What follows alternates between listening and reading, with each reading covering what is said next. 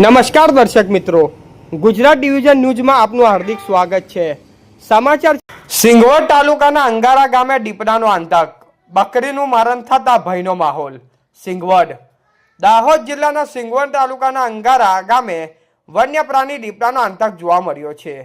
મળતી માહિતી મુજબ ગઈ રાતે ભમાટ સુલતાનભાઈના ઘરે દીપડાએ હુમલો કરી એક બકરીનું મારણ કર્યું હતું।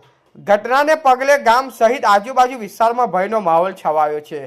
સ્થાનિકોમાં ચિંતા વધતા વન વિભાગની ટીમ તાત્કાલિક સ્થળ પર પહોંચી તપાસનું હાથ ધરી હતી। વિભાગ દ્વારા પંચનામું કરી આગળની કાર્યવાહી શરૂ કરવામાં આવી છે।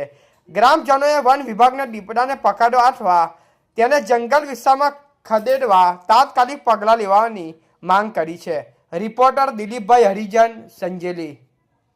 સમાચાર જોવા માટે ગુજરાત ડિવિઝન ન્યૂઝ ચેનલને like, share, subscribe, bell icon press button દબાવવાનું ના ભૂલશો। ધન્યવાદ।